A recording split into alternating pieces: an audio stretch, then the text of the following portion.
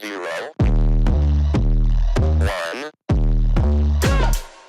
Hello and welcome to Beyond Top 10 Tennis. My name is Dr. Ashley Mockenberg and I'm your host.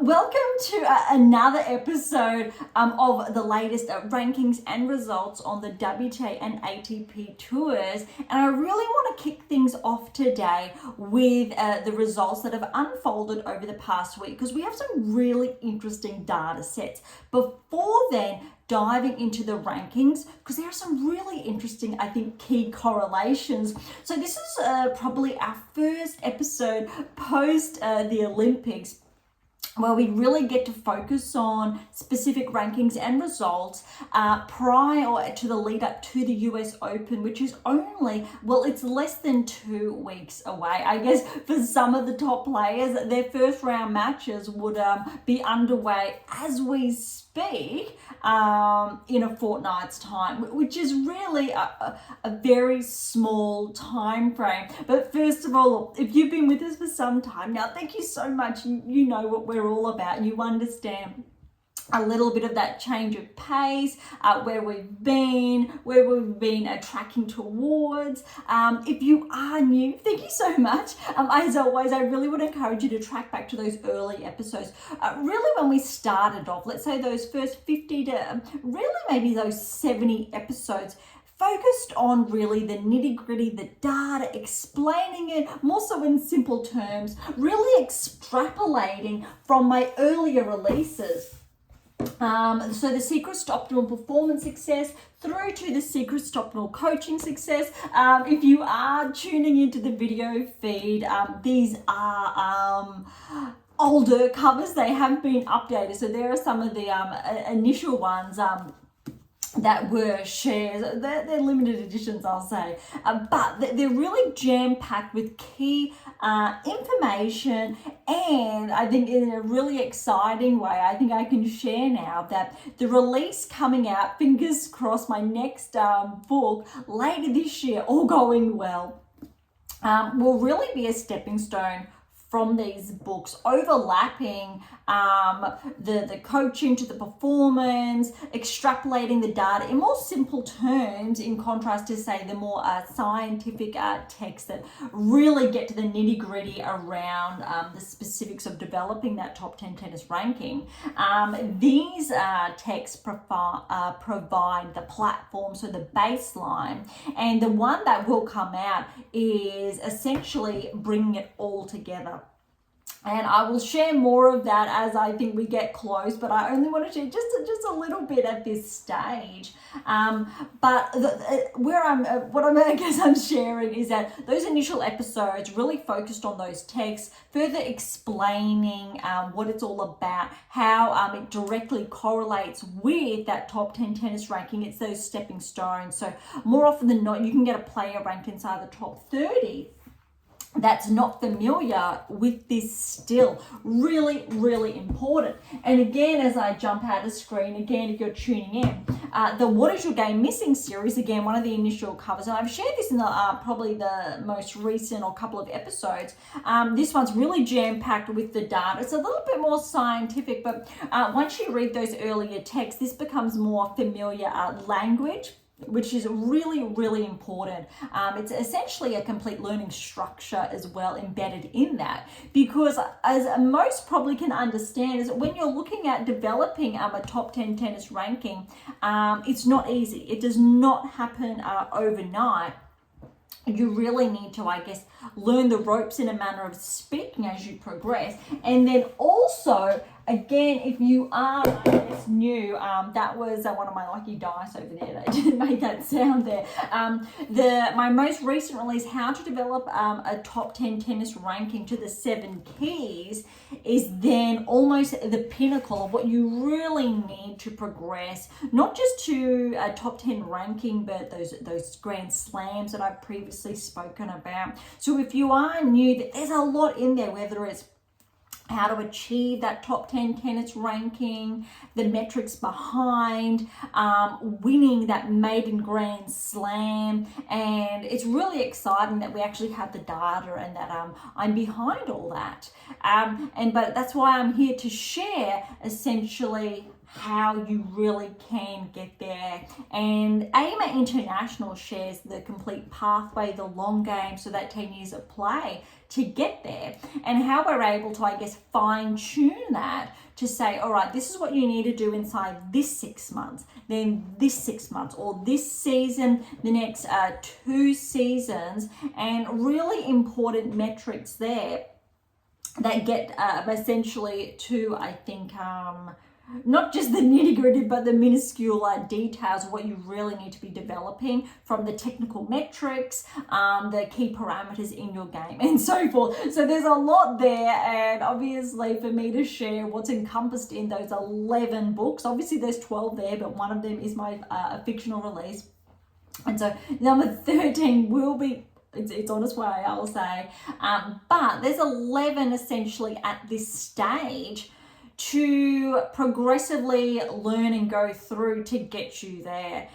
Really important. And again, they are designed not just for players, but for coaches and parents as well, to understand what's really involved, and to really, if all three are familiar with what's involved in those texts, you can really have those discussions of the requirements, what you're developing, and be able to plan it. But also the text that I am working on is going to facilitate a lot of that. That's essentially my goal, my purpose, my intention is to build this latest text to give you a way of navigating all of these books if you're just coming into it now, rather than say when I started releasing these books roughly around 8 years ago.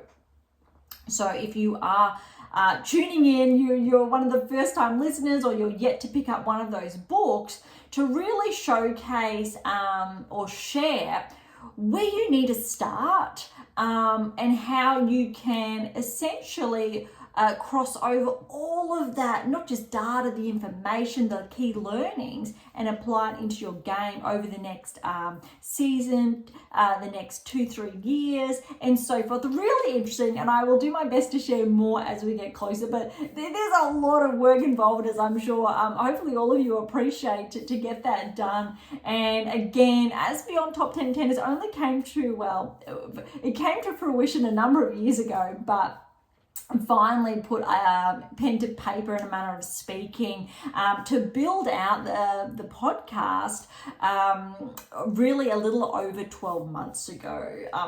So we've come a long way, but at that time I have still been writing. It is a very big load, but the fun part is that the first essentially half of this season, I was really able to share key insights away from those writings. And now we've, I guess, transitioned to the second part of the season or year where I am heavier in that writing, but I do get to share, I think, some more key insights as we overlap. Really important before, again, we dive into the rankings and results.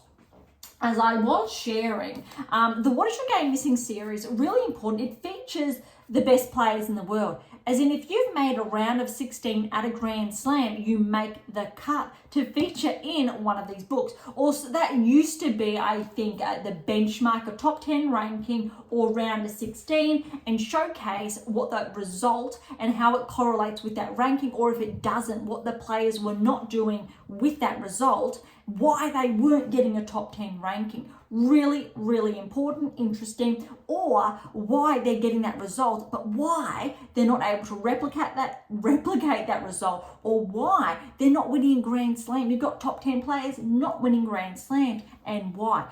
Really exciting, really important. Okay, but the last, I'll say, two texts in the series featured or focused on more so top 10 metrics. So really, once you've read the whole what is your game missing, what is your game missing now, what is your game missing to win, so those three texts, what you need to know next to, let's say, clean up your game, tidy up your game, all those metrics to start winning Grand Slams, to secure your place inside the top 10 opposed to regressing.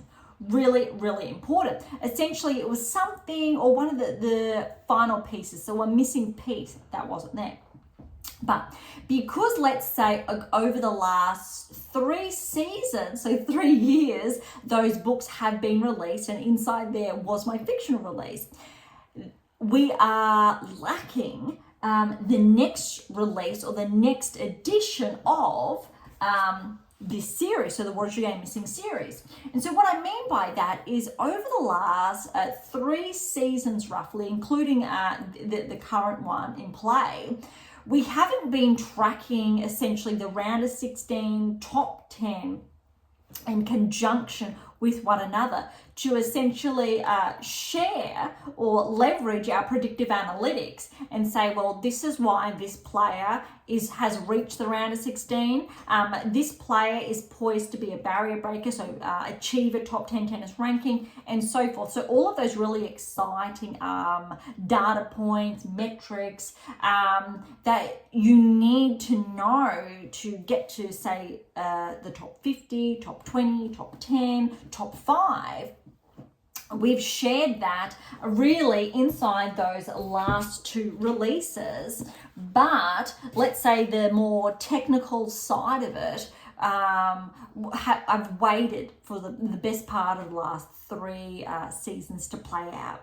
So hopefully, I think inside the next, say, 24 or months, the next 2 years, fingers crossed, another one will come out. It's a huge load, but it will showcase almost the new generation. The previous text really, because we're going back now, recall a good roughly 3 years, because last 2 years were focused on those other books, if you're keeping up with me. We're looking at the likes of when Federer and Nadal were still in play, winning Grand Slams, and Serena, really important. But also when we had some of the top 10 players retiring, or Grand Slam champions walking, or let's say moving away from the game, they weren't at their peak level. Or we're looking at when Berrettini was in the top 10, which isn't the case, but it looks like he could be tracking back. A lot of those big names, or when Swiatek was just in her first year as number 1, when Barty was still in play. So really important. That's what those texts encompassed and were built from. Before Sabalenka and Gauff won their maiden slams, to Rybakina, her maiden slam. Really exciting, but they were tracking. So those texts showed how they were tracking to potentially win their maiden slams, or now Sabalenka with that second, Gauff with her maiden, maybe looking at replicated success there. So that next series of releases hasn't been possible until we had enough seasons to focus on, because essentially looking at just that one season or that second season, personally, I just felt it wasn't enough data to share. And I really like capturing bigger data sets, really important, because the bigger the data, the more accurate it can be. And that's a really, I think, important point for all. If you're looking at or listening to someone with a scientific background, someone with a doctorate, really ask yourself the question about what's that data about? Where's that data coming from? In this question, it's directly the rankings results, WTA, ATP players, but also how big is that sample size? Obviously, if someone says 80% is achieving that and their data size is 10, 20 people, it's very small. It's almost irrelevant. It's not weighty enough. It's not, I think, as entrenched as someone who says, well, when I've looked at 5,000 respective inferences, this is what we're looking at. And obviously, I'm very fortunate because over the past, I will say, 10 plus years now, I've been able to build a data set to 150,000 inferences. That's correct, 150,000. I believe it is the biggest of its kind worldwide in this space.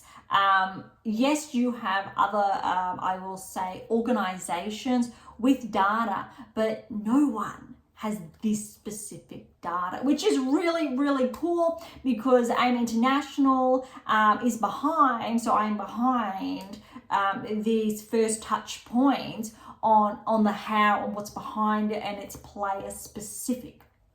And so each text essentially encompasses historically an additional roughly 5,000 inference points. Really, really cool. Okay, I've shared that, and you know, if you've been with us again for some time now, you know that at the beginning of each episode, I like sharing something a little bit unique when it comes to rankings, results, data points, the scientific underpinnings, etc. All right, so today we're going to dive into the recent results of WTA Tour first, ATP Tour second. Look at the results first before we look at the rankings, because I want to put some time aside to really explain why key players have progressed in the rankings and why that has been the case, where we have a lot of anomalies that have popped up over the past week, but I really want to explain that. All right, so kicking off from last week, Hamburg Open WTA Tour, we're up to the quarterfinals. So remember, Sheriff was the number 1 seed and she was playing Danilovic, and I said I really was tracking Danilovic this season and looking for an upset.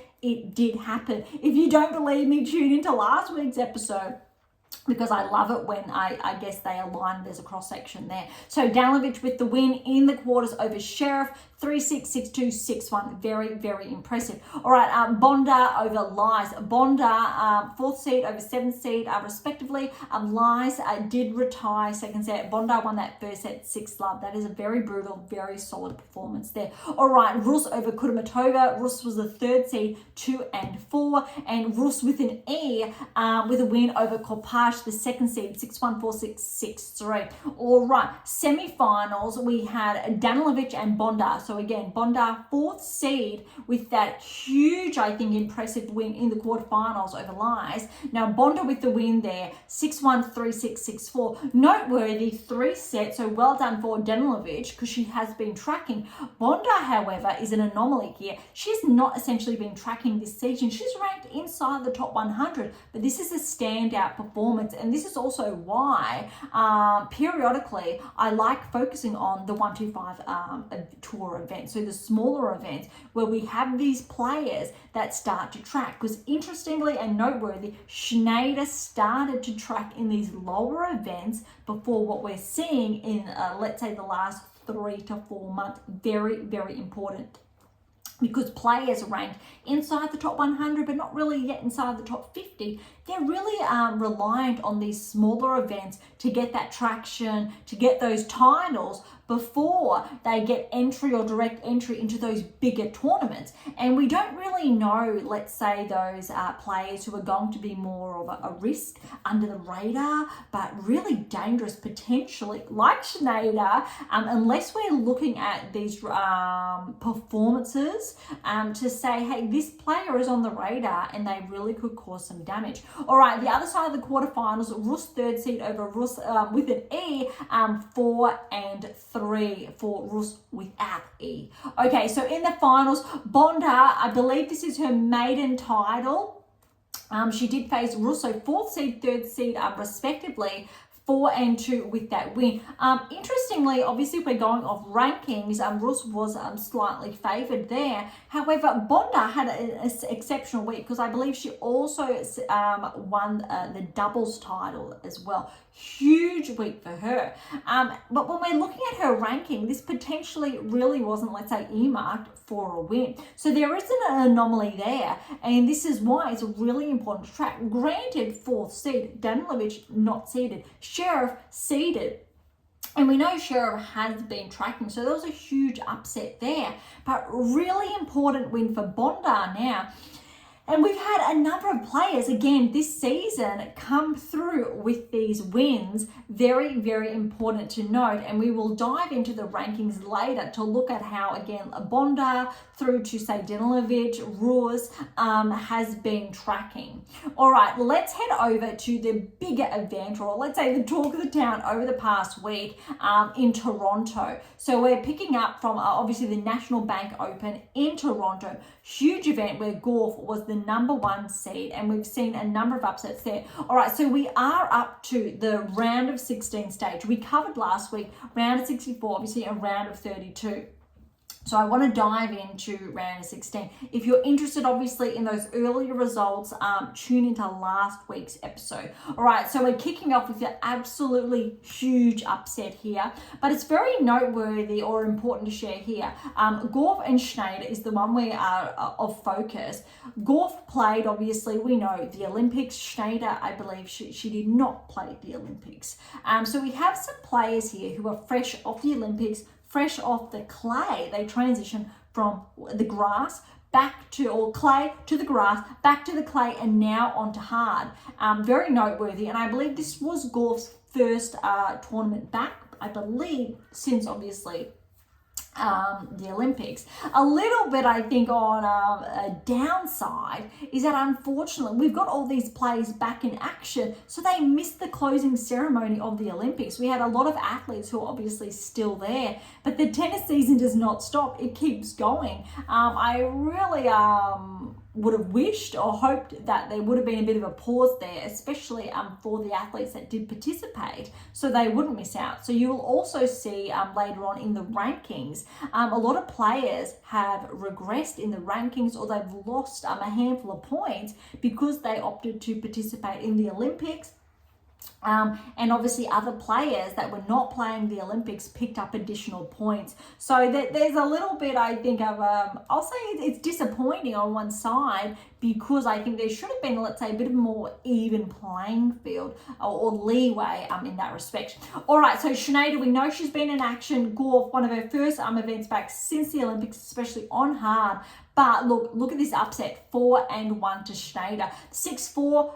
Granted, potentially only a break there, but Schneider, huge win. But look, that second set at 6-1 is really significant. But again, if you've been tuning in for some time now, you know Schneider's been tracking. You know I've pinpointed her over the last 3-4 months to break into the top 30, potentially top 20, if there was those rapid fire results. And we're seeing rapid fire, and why her recent ranking peak after obviously this event it's one, substantial, but also it does actually align with the predictive analytics. It's very important to share. And why, again, I'm so, I guess, hard set on, it's so important to get behind, I think, the text that I've been sharing, because this is how you learn. This is how you evolve and develop your game.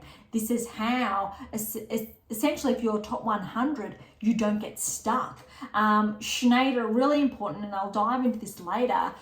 She's been tracking for the best part of the last 3 years, but we're finally seeing that breakthrough this year inside the top 100, but there wasn't that much traction until this season. Same thing happened to Paolini a few seasons ago. Same things happens to Popyrin on ATP Tour this season. Historically, we've seen this happen with the likes of even Korda to Sinner to Shelton. We've seen it a little bit. God, we've seen it with Swiatek. We've seen it with some of the best players in the world, hovering until they make their mark.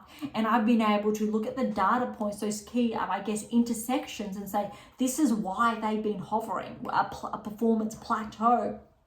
This is why they were able to reach a new peak performance, and this is why they started to track and ascend towards top 30, top 20, top 10, and then eventually Grand Slam wins. Really important. All right, there's a lot there. Round of 16. All right, back to Toronto here. Okay, Mertens, Samsonova. We know Samsonova's been very impressive this season. She's the 6th seed here. Good win over Mertens, 2-4. Pegula over Kruger here, 2-4. I really want to highlight more on Pegula later. All right, Azarenka and Stearns. Azarenka unfortunately retired second set. Stearns with the win there, 4, and then it was 4-2 in the second. Navarro and Kostruk, a very good win for, I think, Navarro here, 5-5, but well done to Kostruk. Obviously, when we're looking at rankings, very similar. Navarro is slightly ahead. Navarro has slightly been tracking a little bit further than Kostruk this season when we're looking at level of maintenance, rated progress. So very good win for Navarro, but because Struk can take a lot of, I think, good things away from that, especially with that 3-set win over Svitolina in the round of 32 there. All right, Townsend, Ostapenko, check this out. Look, we know Ostapenko got that really good win over Badosa in the round of 32. Townsend, good win over Struk, 0-2 at round of 32. But look at this, Townsend and Ostapenko's the 4th seed. Ostapenko is on the brink of becoming a barrier breaker again. She was inside the top 10, or she has been this season. She's just outside.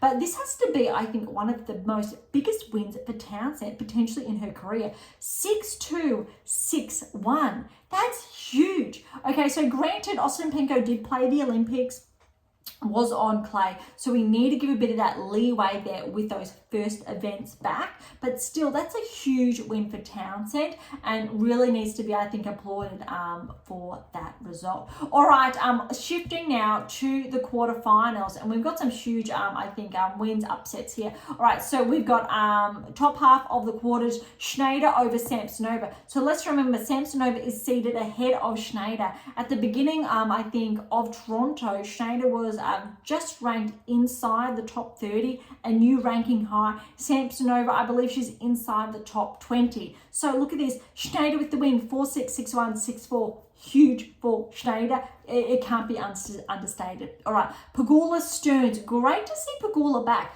4-5. Now let's remember, Pegula really didn't live up to those expectations at the Olympics.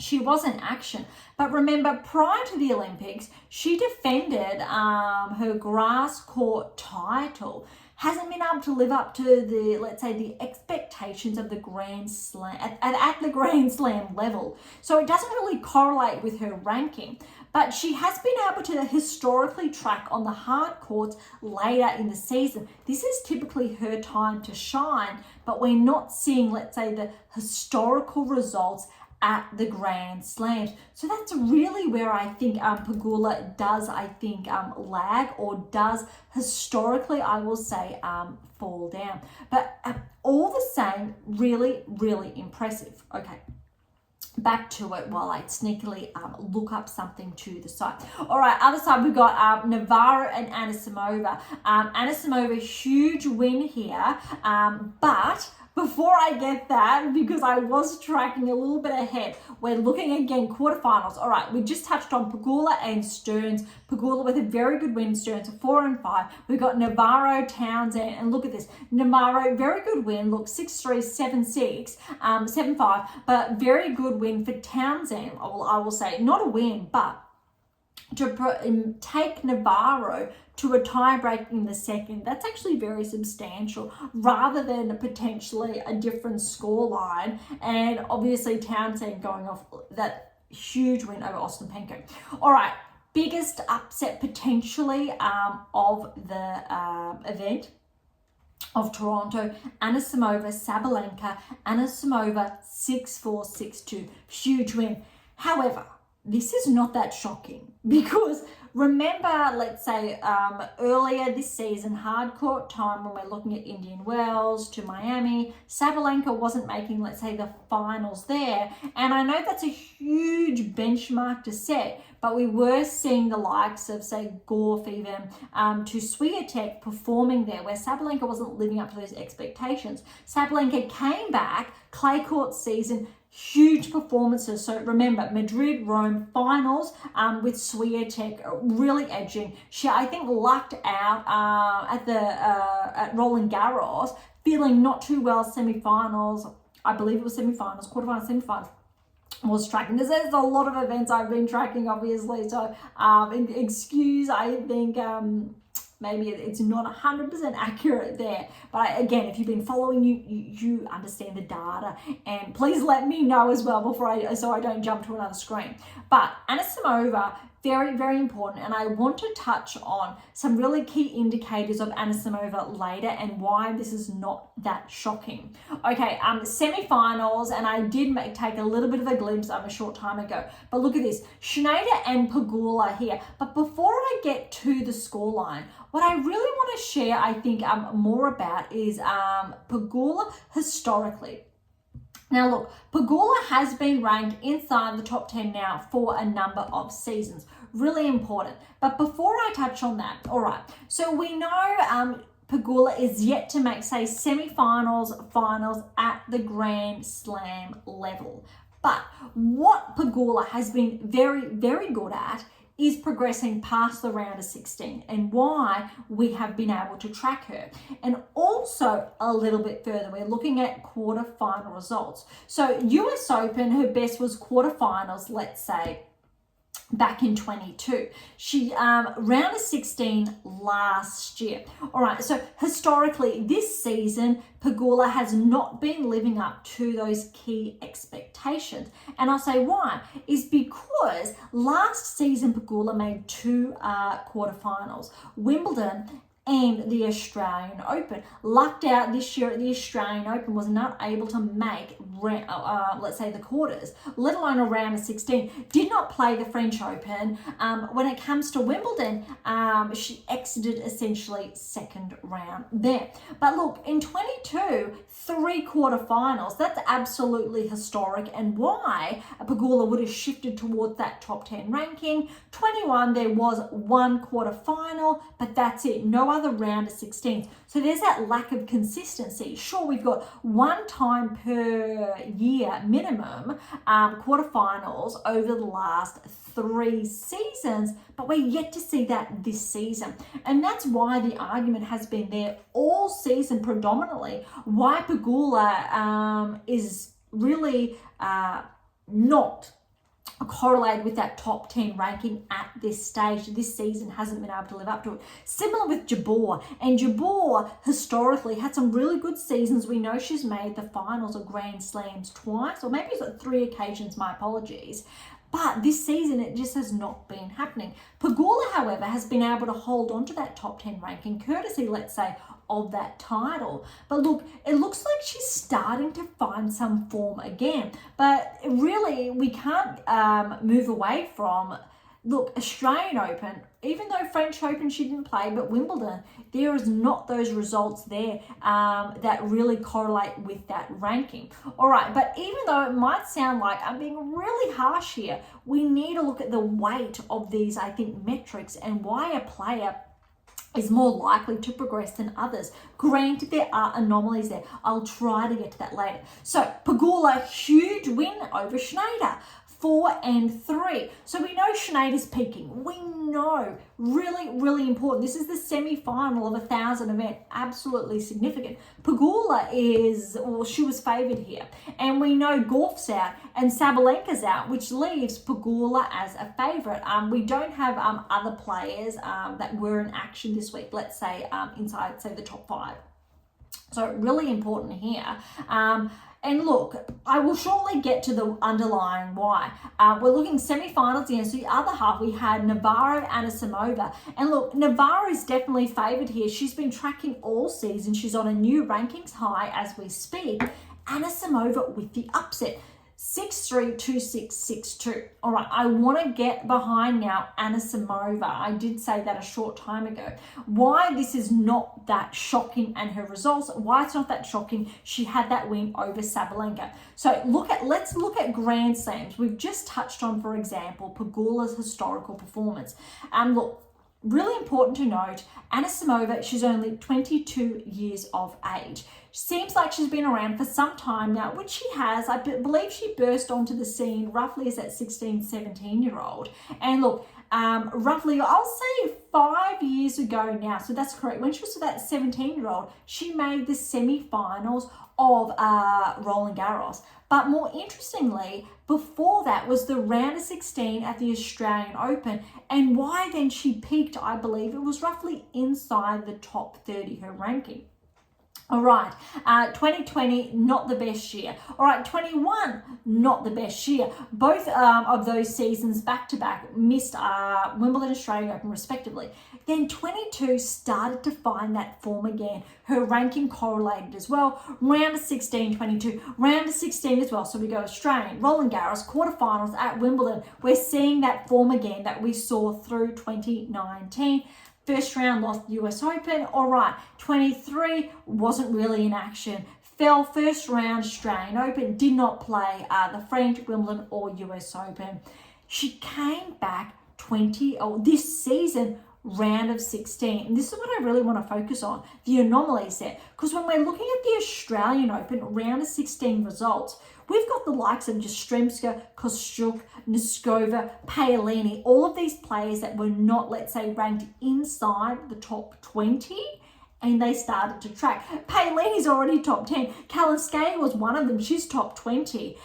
Really, really significant. Kostyuk's top 20. Jastrzemska and Noskova, I believe they're just bumped outside the top 30, but they have been top 30 predominantly for the best part of this season, or the first part.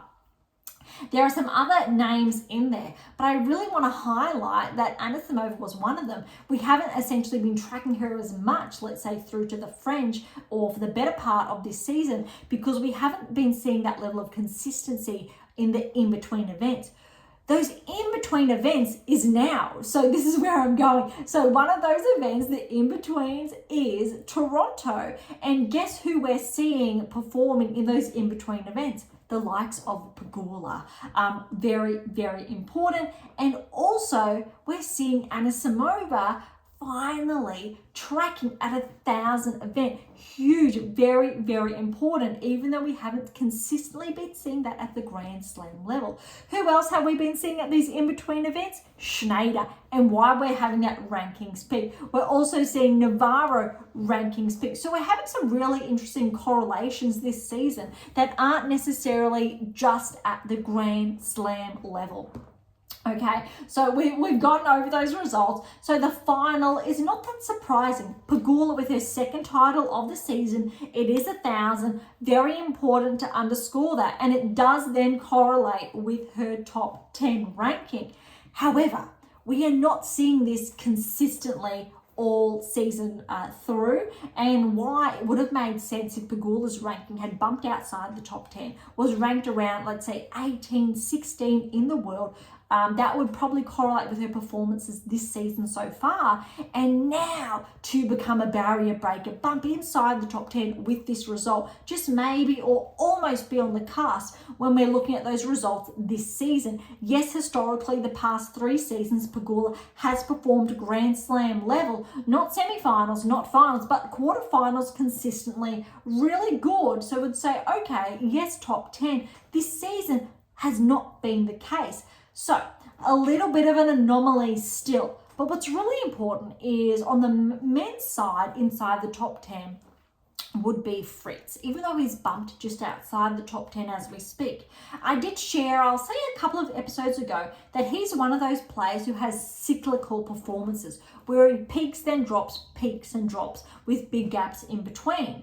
Pegula, it looks like we're starting to see a pattern this season. She really dropped at the beginning of the season, but we're starting to see the peak.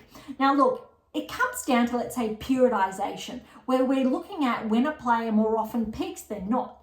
If it is managed, you get to see peaks more consistently through the season. Swiatek to Gorf, really good examples. Rybakina when she's healthy. Sabalenka, yes, but hasn't been as consistent. Paolini, yes, now. A very interesting discussion there. And then Zheng, really important.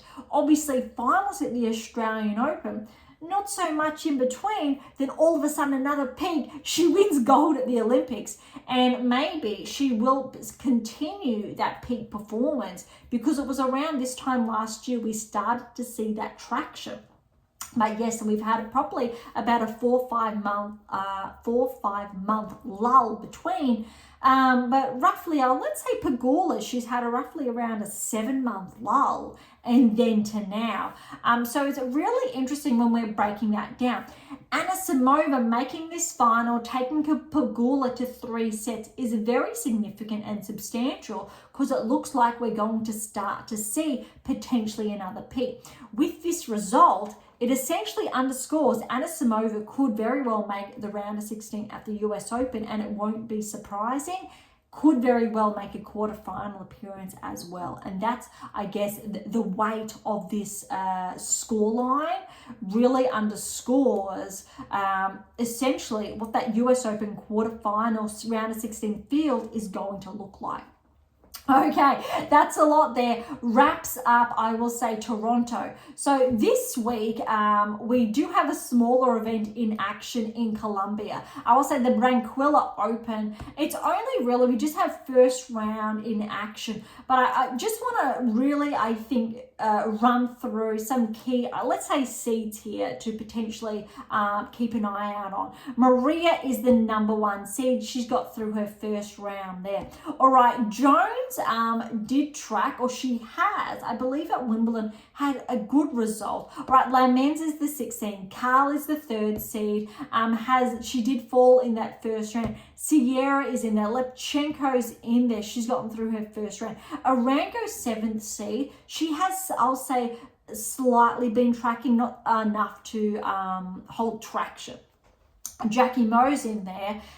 She has been a name that has been coming up, but we're still looking for that traction. Podoroska's the 4th seed. Now, Podoroska, she's gone through her first round match, but we have seen her tracking. She's probably the most, let's say, noteworthy player for this event. Bektas is the 5th seed, and really the 2nd seed then is Minen, although she did retire first round, fell in that tie break there. All right, so I want to just keep an eye out, and I will come back to that next week and focus on maybe the semi-finals, finals for those players. And if we're looking at any noteworthy performances, really when we're looking at even Hamburg that wrapped up, I think last week when we had Bondar, they're really important, I think, to keep tabs on that. Okay, Cincinnati is the big event underway this week, and we essentially have all of the top players back in action. I believe, look, we've got only the first round to focus on here, but Swiatek is back in action. I believe Paolini, she's back in action. Sabalenka will have her playing here as well. Look, I believe Zheng's back. Look, Ostapenko's back. Pegula is here. So a lot of, I think, noteworthy players. Schneider's back in action. Rybakina is back in action. A lot of big names. Very good to see. And Bedosi's here. Gorf's obviously here. So it's going to be very, I think, interesting to see essentially less than 2 weeks out from the US, which players are going to track and which ones are not going to. So we only have a couple of first round matches that are finished. They are essentially live as we are airing today, but look, we'll cover a couple. Look, Swiatek, number 1 seed, has a bye. She will play Gracheva in that second round. Gracheva with a win over Tomljanovic in 3 first round, 6-2, 2-6, 7-6 there. Lulu Sun, so remember her for her standout performance at Wimbledon. Very good win over Noskova, because Noskova is ahead of Sun in the rankings. So Sun 6-4, 7-6 there, very good win. Great to see Sun with that result. She will play Kostruk next. That's a tough one for Lulu, but Kostruk got a good first round win over Mertens, 6-4, 2-6, 6-4. Navarro will play May Andreeva first round. Pliskova with a win over Tomova, 6-6. Burrell is playing Potapova as we speak in the 3rd set. Paolini has a bye. She will play the winner of that match. Sabalenka with a bye. She will play Cocchiaretto in the second round. Cocchiaretto with that win over Montgomery, 7-5, 4-6, 6-3. Svitolina is playing Wang as we speak, and it is in the 3rd set. Wang potentially could cause an upset. Svitolina is favoured, but Wang is noteworthy, has been tracking this season. Bronzetti will play Azarenka. Let's see how Azarenka plays after that retirement last week. Samsonova against ex-Wang, I will say.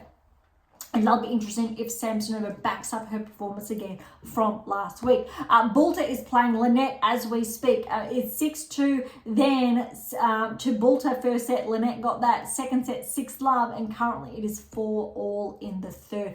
Evanesian will play Andreescu. Ostapenko with that bye and will play the winner of that match. Pegula with a bye. She will play the winner of Makova and Yastremska. Be very interesting to see how Makova is playing. I think after tracking on clay. Townsend will play Dolhide. Kazakina got a win over Alexandrova, 4-2. 2. Vekic was upset first round here over Kruger. Noteworthy, this is Vekic, I believe, her first event back since the Olympics. Kruger with that win 5-7, 7-6, 6-2. Still 3 sets, very good, but very good win for Kruger. Schneider will play S. Zhang. Fernandez will play Y. Yuan. Rybakina with a bye first round. Zheng with a bye first round. Fretch will play Boskova. Wozniacki will play Kalinina. Pavlichenko will play her dad, May.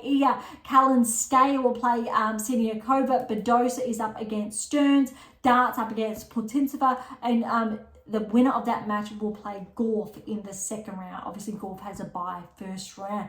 Oh my goodness, that was a lot there. All right, so we will now head on over to the rankings, but I really want to before we do that, make some comparisons here now, because Schneider, we know she's been peaking, but let's have a look at her ranking. Look, historically, she only really has the past 3.5 seasons. This is her 4th season. So look, when she cracked on tour, as typically is the case, we're looking at that 1,000 ranking. Inside her first season, so 21 through to 22, Schneider got inside the top 200. That's huge. That is absolutely significant. So 22 to 23, Schneider hovered inside the top 100, typically around, I will say, that top 60 range she finished the year on. All right, so this year has typically been the same. She's been hovering around, let's say, 50 to 60 for the best part of the last year, until she started making that peak. Very, very substantial and very significant there until her newfound high. But look, when we're looking, let's say, at those Grand Slam performances, we are yet to see anything of that kind.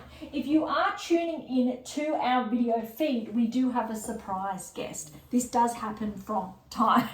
Okay, so we haven't typically been seeing those results at the Grand Slam level. Where Schneider really has been tracking is those in-between events.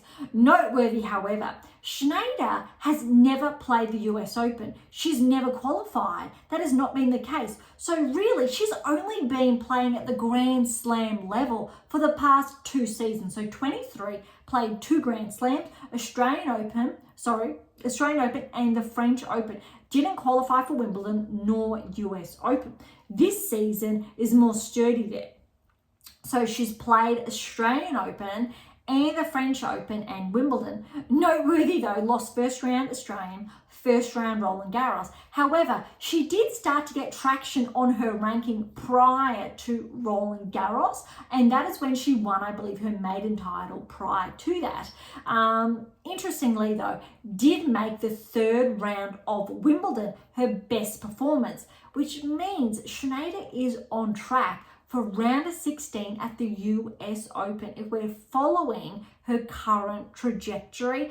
But because she has a rapid fire result with that ranking, that's why we're looking at a quarterfinal potentially result with some upsets along the way. And we have been seeing those upsets. This is how the predictive analytics work, but we still need to have some caution there to see how Schneider will track in the past week. Noteworthy, what I wanted to bring everyone's attention to was Paolini now, to look at those comparisons.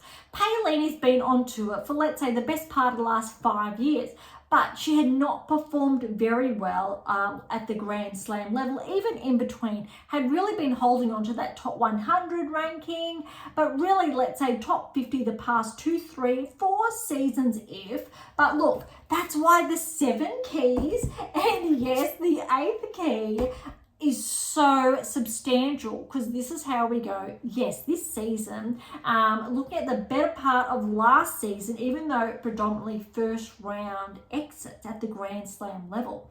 Paolini, round of 16, finalist is on track. US Open, whether it's round of 16, quarterfinals, semifinals, finals, Paolini is on track to finish this year essentially as almost as good as Swiatek with her results. That is how substantial Paolini's results is, potentially ahead of Swiatek. However, at the Grand Slam level, despite without that win, Schneider is not, let's say, at that level, but this is what could potentially happen because this is all with Paolini's rapid fire year on tour where those keys have really come to fruition.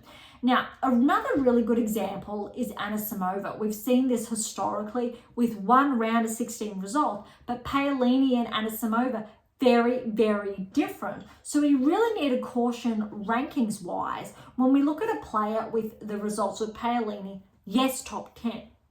When we're looking at a Schneider to an Anisimova, no, top 10 when we're looking at those results. Pegula, however, we can say yes, top 10 historically prior to this season. The reason why Pegula is still top 10 because she's got those points she's been able to hold on to. Very, very important. All right, so let's have a look at the rankings. We're going to start top 100 before we get to obviously top 10.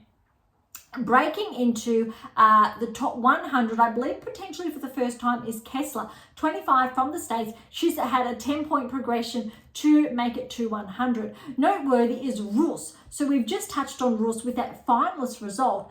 5-point progression back inside the top 100 to 96 in the world. This is why we're not seeing the players in the 125 events because they could be outside the top 100 or just inside. Very important to note. Irani though, noteworthy with her Olympic performance.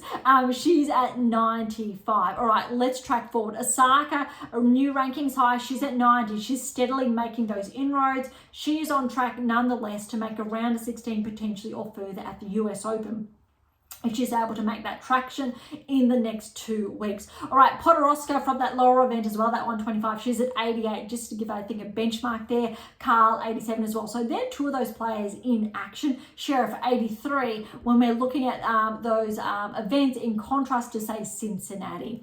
I'll say noteworthy, Bondar, because of that win in Hamburg, she's up 15 places to 79. Raducanu, she's back 1, but 71. Noteworthy still to keep an eye on. Raducanu is really, I think, on the move to crack into the top 50, potentially if she has a good hard court season. Okay, we're really, tracking inside almost the top 50. But look, here we've got Yifan Wang, who's had those upsets. She has been tracking 10-point progression to 62 in the world. What I really want to draw attention to here is the Australian Open. Before Zheng became a finalist there, she played Yifan Wang, I believe, prior to the round of 16, one of those earlier matches. But Yifan Wang almost came out with the win there. She was potentially favoured, and she was tracking before Zheng, I'll say, won. I believe it was in a tie-break there, but it was that close. And that's why Yifan Wang has remained on the radar all season long. Despite, let's say, that age difference, Zheng 21, Yifan Wang 30, has been on tour for some time now. But Yifan, I believe, is very, very close to cracking the top 50, potentially top 30. We're just not seeing that level of maintenance. All right, let's get back inside the top 50 here almost. Look, Townsend, huge ranking progression with her results over the past week, 20-point progression to 51 in the world. I don't think this is her highest ranking, but potentially this is a ranking high or thereabouts. Another significant move is Anisimova, 83 points from making the finals there, falling to Pegula. She's back inside the top 50. 49 in the world. Really important to note here though, Anisimova has been inside the top 30 before, so this is not a ranking high. She's almost been inside the top 20. Very important, I think, to share this. Again, only 22 years of age.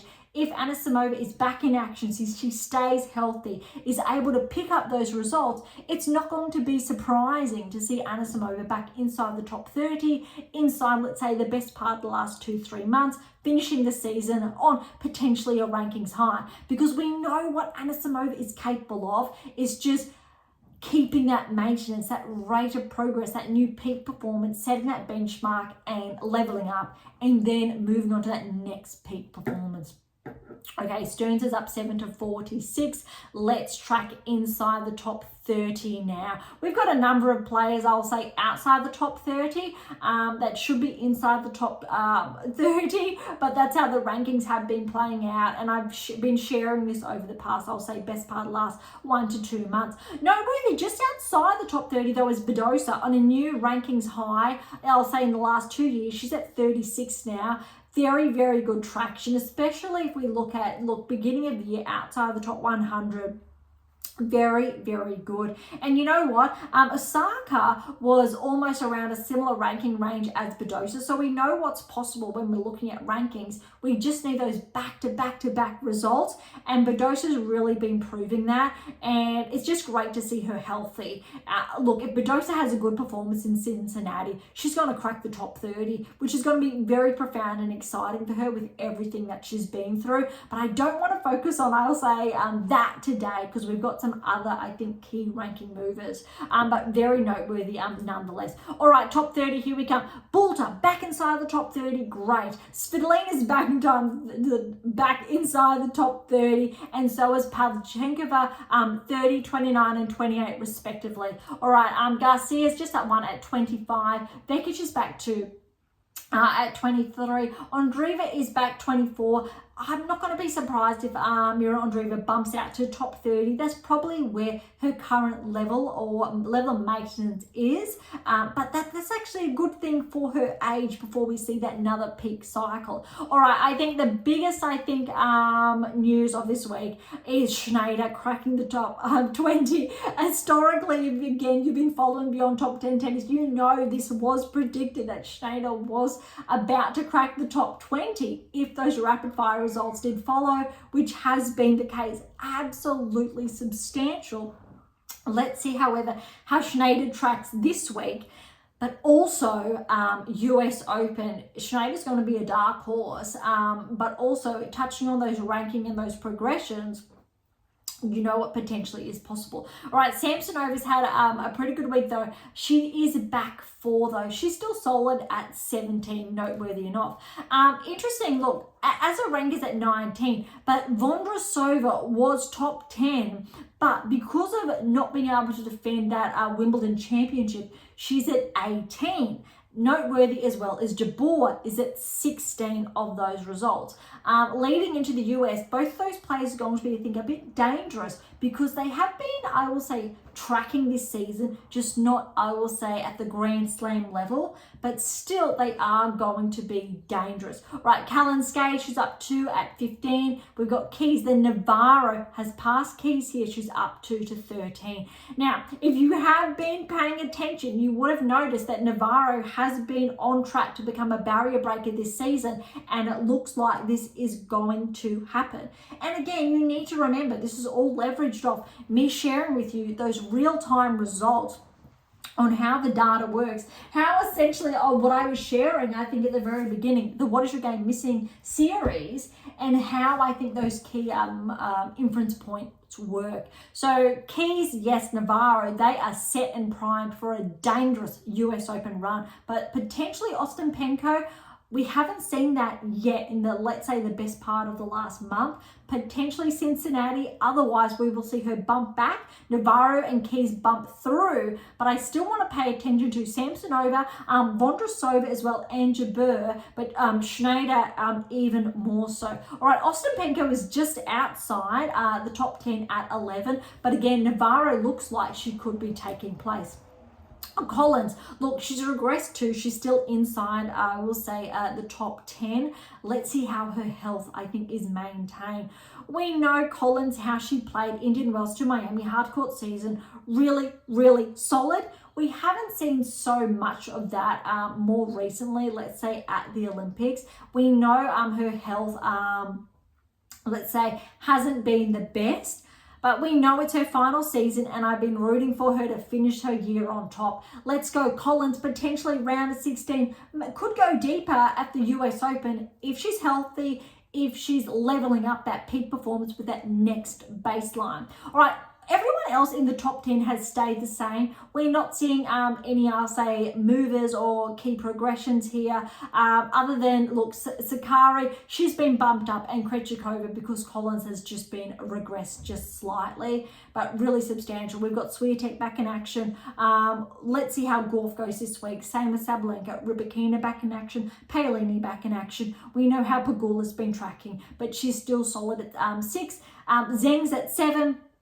We know she has that Olympic gold, but obviously no points with the Olympics. Okay, this has been a lot for the WTA Tour. Let's head on over to the ATP Tour. Today is going to be a lot longer than anticipated, but that's okay. All right, we've got to wrap up Toronto on the men. Sorry, not Toronto. That's the WTA side. Montreal. We've got some really interesting, I think, insights here. What I want to really have a look at before we dive into the draw is Popyrin. Those of you who don't know the results, I'm not going to tell you the results. We will get to that shortly. But what's really important when we're looking at Popyrin is the anomaly. And I do have notes to touch on that today. On the men's side, we've seen a number of progressions this season. We have not seen the anomaly. Examples on the women's side, I do have from the top 10 players, we've had that lackluster of results. While we've had Jabeur regress, Vondrousova regress, a number of top players who were inside the top 10 on the women's tour at the beginning of the season have regressed. And we've had that anomaly this season where 50% of players on the WTA and ATP tours have not been tracking, and they haven't been living up to those expectations. So the correlation with that top 10 ranking has not been there. Now, an example on the ATP tour with players with cyclical results inside the top 10, Tsitsipas and Ruud. Even though Ruud is top 10, Tsitsipas is just outside the top 10, they started to peak in the clay court season. They didn't peak, let's say, at the Australian Open or at Wimbledon. Cyclical result. They could pick up at the US, maybe not. I'll get to that later. All right, but what's really important is to remember, we have players that can peak historically and those who don't. Nadal, at the very beginning of his career, he peaked on the clay. Then he found a way to peak on all other surfaces. If you have access to the 7 keys and then the 8th key, they are not surface dependent. They require you to peak at every single surface. There is actually zero correlation between, let's say, your results, your rankings, and knowing the 8 keys and not being able to perform across all surfaces. Very, very important. Swiatek, very important to remember, she has won the US Open and the French in the same year. She has been able to track. Very, very important. We're not seeing that from all players. Just some key points here that I'm sharing before I get to the nitty gritty. We know Djokovic, for example, has tracked across all surfaces. We're seeing that now with Alcaraz. Very, very important. We've seen how Sinner can play on hard and grass. Very important, and clay when we're looking at semi-final plus results at that Grand Slam level. Okay, that's enough of, let's say, those notes to share. I really wanted to, I think, highlight those points. So moving on from that, when we're looking at the ATP Tour, we haven't seen so many anomalies or breakthroughs as we've seen on the WTA Tour. So a short time ago, I shared the round of 16 breakthroughs we've had this season on the WTA Tour. We've seen what Paolini has been able to do, huge. Now we're seeing maybe the likes of Schneider, she's cracking the top 20.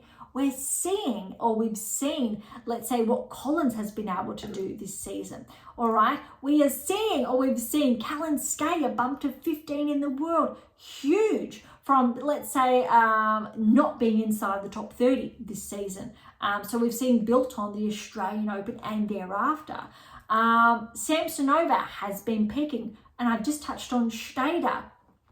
Kostyuk, Vekic, standout performer this season, even though Vekic is almost equal to her ranking high. Balter's been tracking as well this season, and that's just the top 30. And so we've had Noskova, for example, just outside. She has been inside, really important. Badosa, we know she has been top 10, but we're looking at that traction and how quick it can happen. Okay, enough of those examples. ATP Tour, Popyrin. Now look, it's really important to share that Popyrin has not tracked. He has not made traction at the Grand Slam level, but neither has Schneider. And Schneider just started to track this season. Really, really important.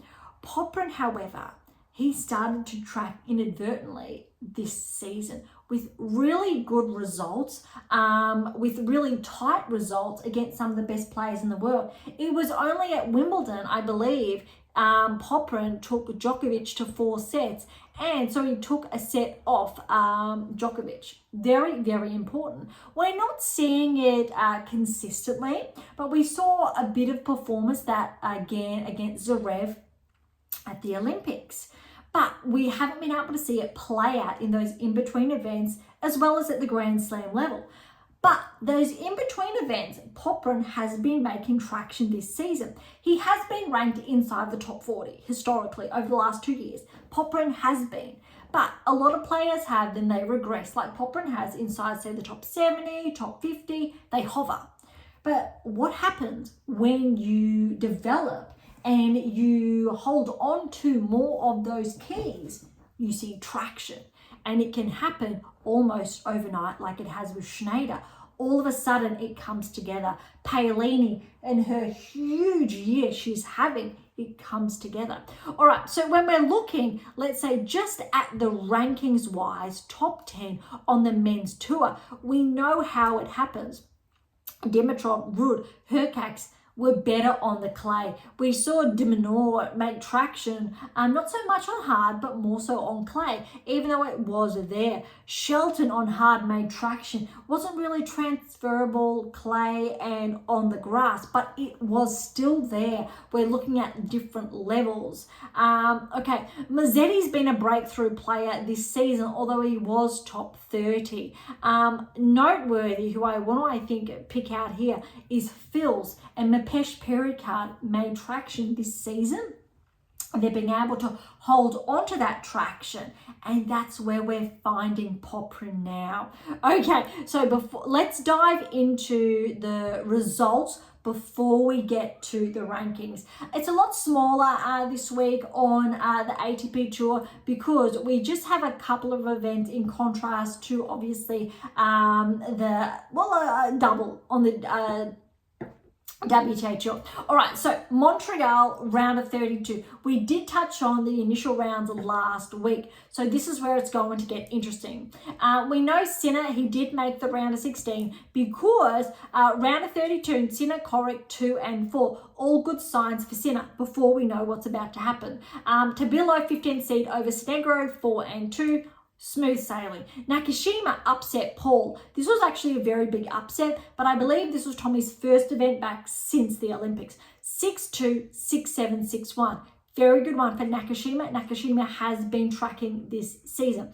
All right, Echevry, Rublev with that win, 7-6, 6-2. Rublev has been starting to find form. Despite he's had his intermittent results, those earlier losses, essentially also at that Grand Slam level, Rublev has been finding traction that has been correlating with his ranking at those in-between events.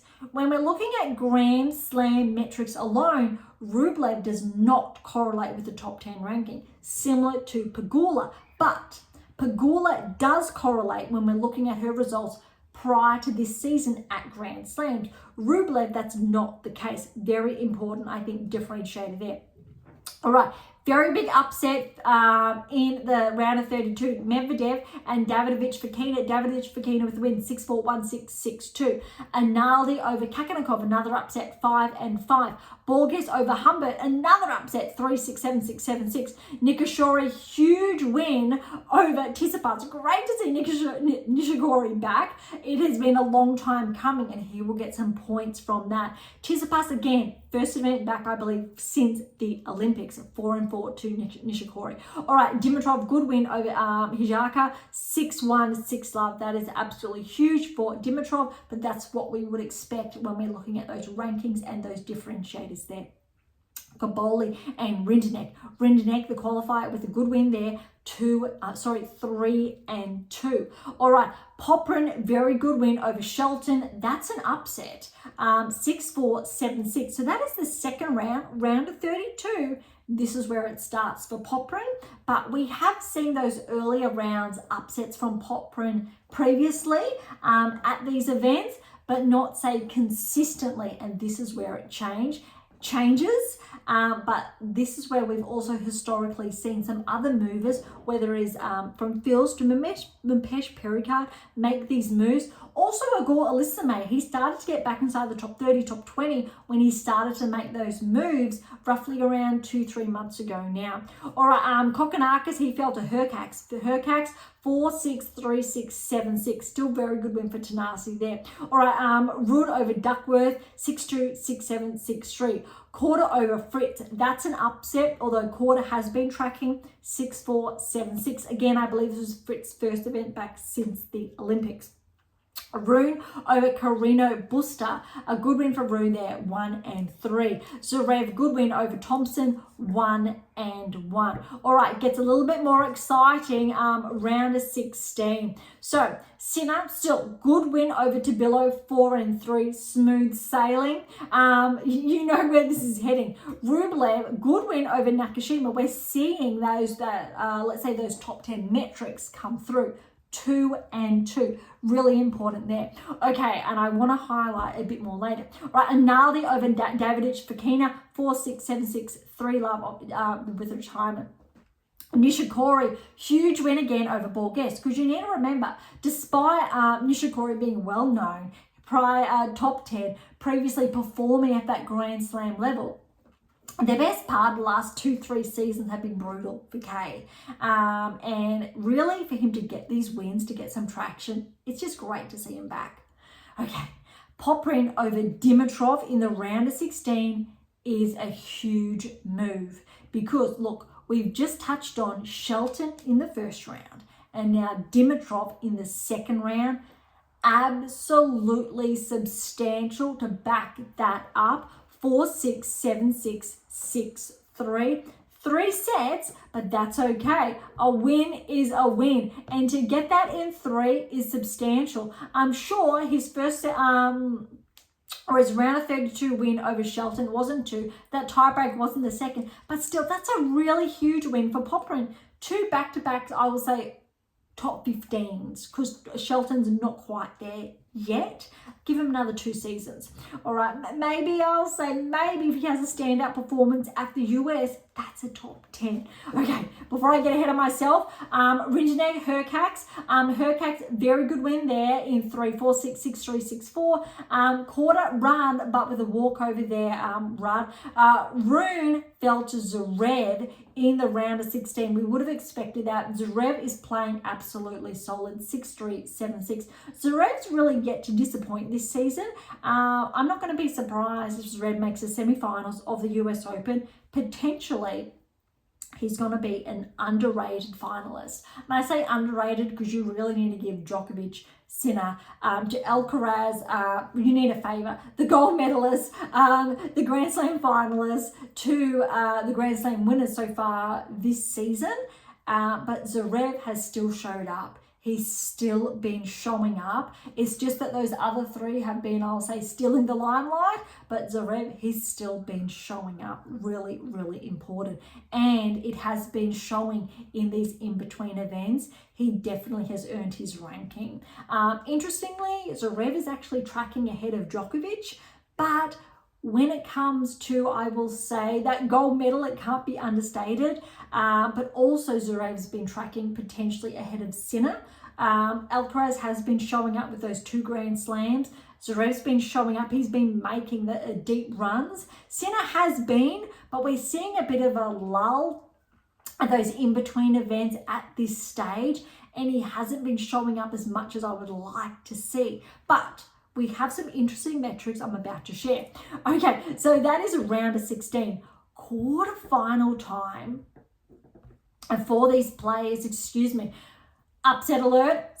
Sinner, Rublev, huge win over Sinner, 6-3, 1-6, 6-2. This is the type of win that's getting my attention now, with Rublev going, okay, are you playing top 10 tennis again? Are you coming back? Because the last couple of weeks, the last few months, it has not been there. This is a very good win. But also, I don't believe Sinner is at his peak. This was his first, event back since withdrawing from the Olympics.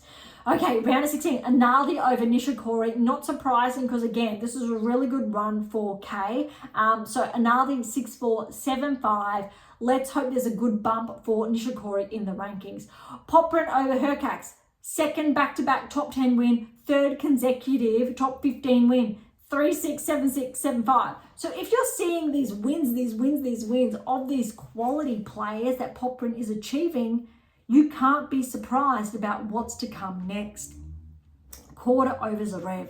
Okay, this win from quarter over Zverev, 7-6, 1-6, 6-4, is essentially in line with Sinner's loss.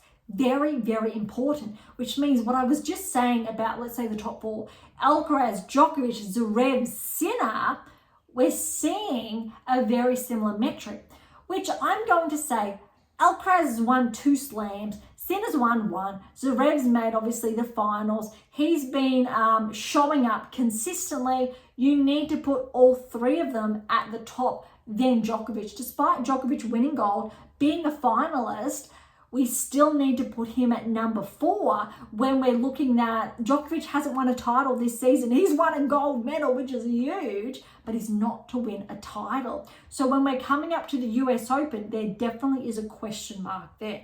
Okay, quarterfinal time. We've just gone over all of the quarterfinals. Very interesting. So semifinals, we're looking at, let's say, that level of maintenance, that consistency. Rublev over Analdi, 4-2. Rublev's getting my attention now again. Popyrin over Quarter. This is huge. Quarter's been tracking. Quarter has a title, I believe, this season. 7-6. That was 7-love, 6-3. Absolutely substantial, I will say, performances there. Really surprising. So again, Rublev's been a part of the anomaly that is not inside the top 10. Yes, he's ranked inside the top 10, but his performances this season, all other 9 players ranked inside the top 10 have been correlating. Rublev has not, especially when we're looking at the Grand Slam level. This is where we're seeing the surprise here. All right, again, WTA Tour. Pegula was not, neither Zheng, even though Zheng's been a finalist and now a gold medalist. Her results between, let's say, that gold medal and the Australian Open had not been tracking. Neither has Pegula. But we're seeing the peak now from Pegula. And look who we're seeing peak now. We're seeing Rublev peak with a final. And granted, I'm going to give it to him. But look, Popyrin, he's got the win 2 and 4. Hugely substantial, but we've seen this. Hold on. We've seen this from Apesh Perika, Anisimova, and Phil's this season on the men's tour, but we're seeing it more consistently on the WTA tour, or we've seen more of. So the WTA tour, I'm going to say, is slowing down. Those players who are going to make their mark have made their mark. Schneider, I will say, is almost the last of them this season, and now we're seeing them really push and make their move. But it's a little late for the men. We're seeing Rublev, similar with Pegula again, make his move. He could very well make a quarterfinal now at the US Open if he keeps this up. He could very well make his best result at the Grand Slam level, which is really surprising, but we still need to give a lot of weight to this result. Popyrin, though, Look, we're looking at that run that Schneider's made, for example, that Navarro's been making, that Kalinskay's been making, Paolini's obviously made, but other players this season have been making. Sure, men's side, Popyrin, he's just there, but this is a 1,000 event, which has really pushed his ranking up ahead of players that really should be ahead of him, but we'll get to that shortly. Okay, so that's really wrapping up Montreal, and there's a lot of big results there. Let's touch on Cincinnati briefly because it's just gotten underway before we go on over to the rankings. All right, so there's only a couple of matches there, first round underway. Sinner is in action, number 1 seed, he's got a bye. Michelson, first round win over Griekenspor, 6-1, 5-7, 6-2 for Cincinnati. All right, Bayer has upset Giron first round, 6-4, 5-7, 7-6, 8-6. Thompson has upset Hamburg, 3-6, 6-3, 7-6. Fritz will play Nakashima first round. Holt will play Fils. All right, Zhang, good win over Mapesh Pericard. That's tough. That probably would have been a bit even there. 6-3, 7-6. All right, Rublev with the bye first round. Zverev with the bye. Kakanakov over Seralundo, love and 3. Good for him to get that win after not playing, I'll say that well, Montreal. All right, Purcell will play Macaque. Carino Busta will play Korda. Shelton with the win over Opelka, 7-6, 7-6. Echeverry will play Analdi. Marazin will play Mute. Dimitrov with the bye. Herkax with the bye. Nishioka with the win over Kekmanovic, 4-5. Darderi over Tabilo, 3-7-6. Kaboli has upset Paul again. That's 2 back-to-back upsets that Paul has experienced since the Olympics. However, 3 sets, Kaboli, 6-2, 4-6, 7-5. So there's not too much weight there because they are 3 setters. All right, Mazzetti, again, back in action again, first time this week. Good win over Jari, 4-6, 7-6, 7-6. I want to see a bit more of Mazzetti in action before we start giving more weight to, let's say, the hard court season that's now under full swing with the US obviously around the corner. Davidovich Fokina fell to Tiafoe. So Tiafoe's been getting some good, I'll say, earlier wins. We're seeing him back inside the top 30. So he's starting to show some signs of his form from last season, just in time, I think, for his standout event of the year, US Open. All right, so that was 3-7-6. Lecheka over Navone, 7-6, 6-3. Medvedev with the bye, Rudd with the bye. Let's see if Rudd is healthy this event, in contrast, obviously, to his withdrawal in Montreal. Igor Alisime will play Kovacic, and it will be his first event back since the Olympics. And you need to remember that Igor Alisime did lose in that bronze medal match. He had a standout performance at the Olympics. All right, Draper will play Munar. Struff will play Tsitsipas. Rune will play Berrettini. Manarino will play Borges. Fils will, Monfils, my apologies, will play Popyrin. That's going to be very interesting to see how Popyrin now backs up his results from Montreal to Cincinnati. Alcaraz second seed with a bye. I'm really curious to see how Alcaraz tracks and Sinner tracks since they're both in action this week. Alcaraz obviously his first event back since the Olympics, and how they end up tracking. Very, very important and noteworthy there. All right, let's head on over to the rankings.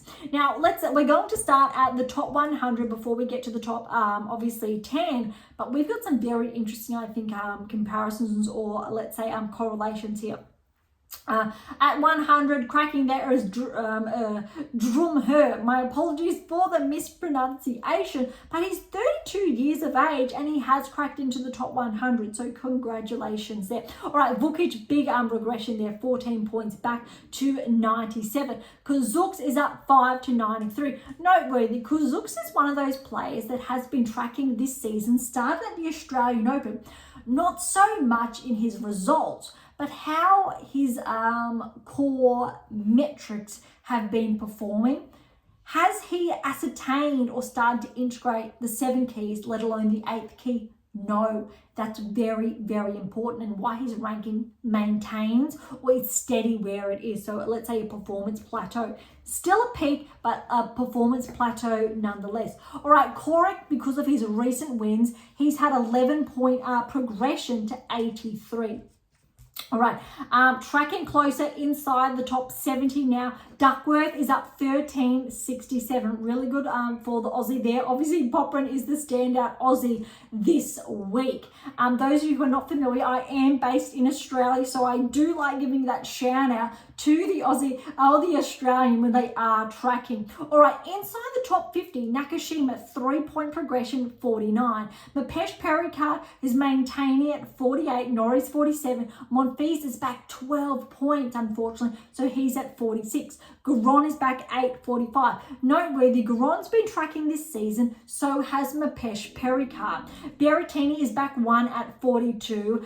Greek and Sport back 1 at 41. All right, Lecheka's back 6 at 35. Closer, almost top 30. Another huge progression, 16-point progression to be at 30 now. Very, very significant. Serralondo, he's back 3 to 29. Tiafoe, he's steady at 27.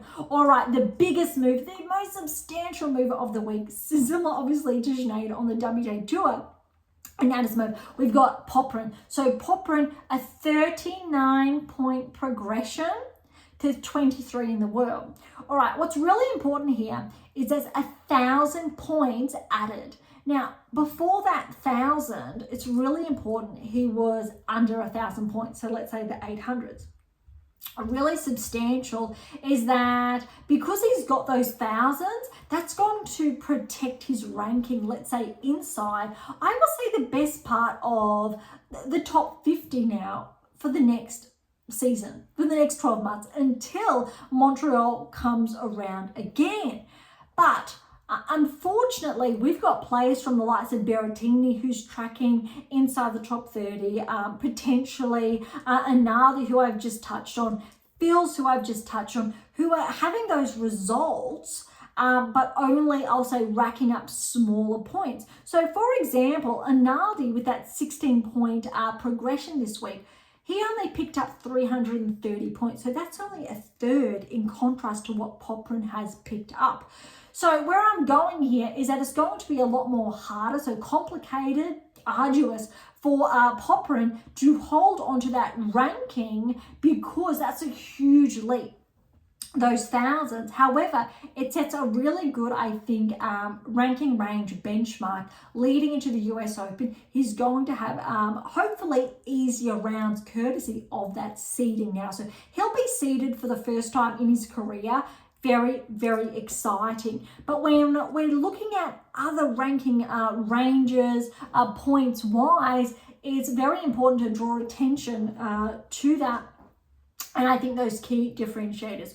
All right, so top 20, for example, doubling that is Baez, obviously at 2,000 points there. All right, Felix is at 19. Mazzetti's back to 18. Humbert's back to 17. Rune is up 1 to 16. But that's really going off some players performing a little bit better than others in Montreal when we go one round ahead of the other. Okay, so Korda, however, is up 3. New ranking high to 15 in the world. Really important about Korda, I want to draw a similarities with Schneider. Korda's been tracking this season earlier than Schneider. So Korda has been inside the top 30 for the best part of the last, I want to say season, roughly thereabouts. Korda showed up at the time where Alcaraz did and Sinner, and not so much Shelton, but he's been there all along.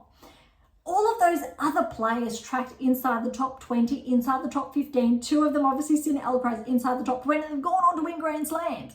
Korda has maintained his hold just inside the top 30. So it's a performance plateau inside the top 30.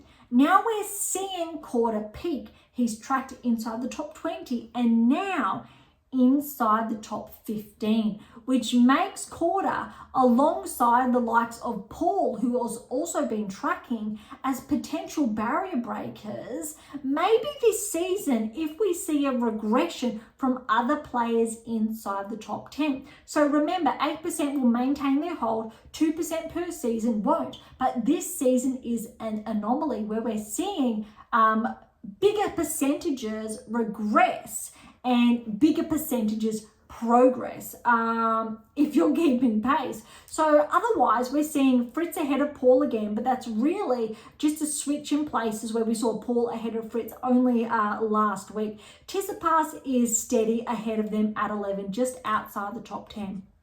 Okay, before we wrap up today's episode, let's focus on the top 10. Unfortunately, look, Alex was at a ranking high. He got to number 6, then he was 7, but he has taken a 3-point regression to 10 in the world. He is more likely than not at risk of regressing outside the top 10 this week, and Tsitsipas taking his place purely because he hasn't been able to play. He has that, obviously that injury he picked up at Wimbledon, wasn't able to play at the Olympics. Really disheartening for Alex, how well his season has been going.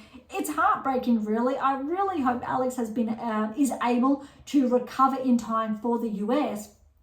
But it's a really big shame, because this is not correlated with his performance. It's due to an injury. And obviously there isn't a protected ranking because he's still in action, hopefully. So this time next week, more likely than not, we will see Tsitsipas crack into the top 10, Alex get to 11, and it's going to open up room for potentially Fritz to progress back inside the top 10. We may very well see Paul inside the top 10 after the US, maybe Shelton, maybe Korda, if they continue tracking. Now, players that may be displaced will be the likes of Hurkacz to Ruud, purely because they're more favoured on the grass for Hurkacz and clay, but Ruud clay, and we may very well see that regression, and we did see that for Ruud around this time last year as well, before he came back inside the top 10.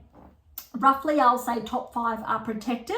However, Rublev has had a huge performance in the past week. We need to see more of that. Let's see how he tracks at the US, or if it, let's say, slides back. But at this point in time, he is a good almost, well, he's 400 points ahead of Hurkacz. Let's see how Hurkacz performs this week in contrast to Rublev.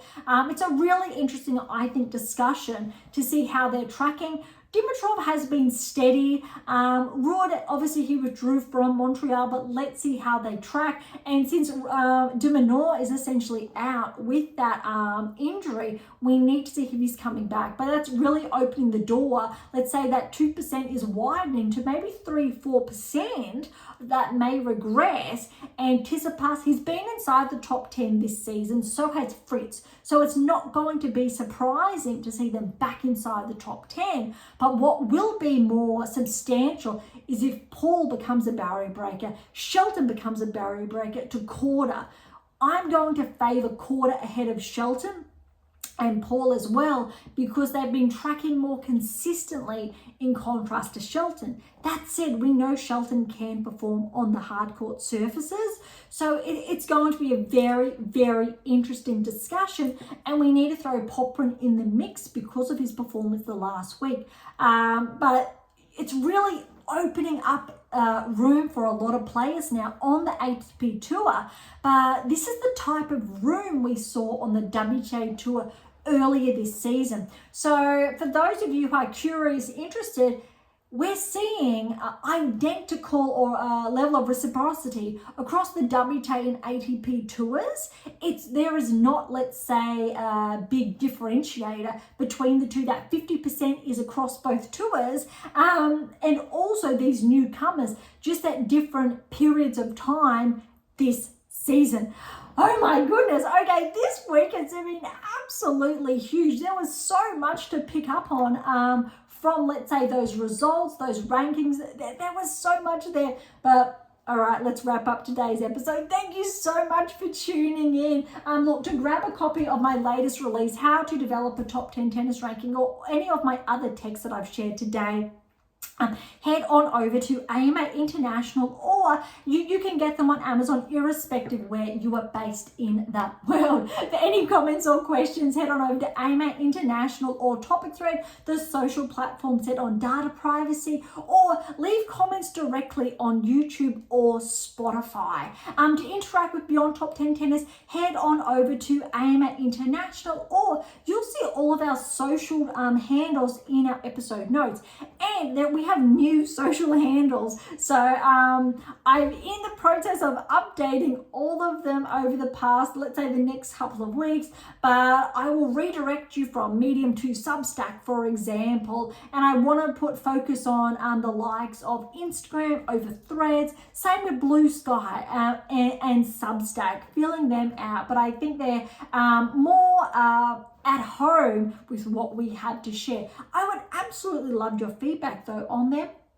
All right, so to interact with Beyond Top 10 Tennis, head on over to those social channels. But look, to catch up on our blogs, AM8 International, look for the blog tab, but our new place will be Substack. And I will leave all of the links in the episode notes, so you'll see all of those handles there. For something different, head on over to Pink Octopus Books. That's where my fictional release is, and you'll see it just behind us there in the background. For something left of field, visit Spruik for some random polls. And of course, if you enjoyed today's episode, please like, share, subscribe, or all of the above would be absolutely phenomenal. For those of you who are interested, we do have scholarships available on AM8 International, as well as options to work with myself personally to optimize your performance and nudge you closer towards that top 10 tennis ranking, those Grand Slam performances from round of 16 to semi-finals, or whether it's that first round to that round of 16 result. So as always, don't be shy, come and say hi. Okay, on that note, thank you so much for listening. I am so incredibly grateful. Look, I am your host, Dr. Ashley Morgan Burge, and this is Beyond Top 10 Tennis, and I'll see you.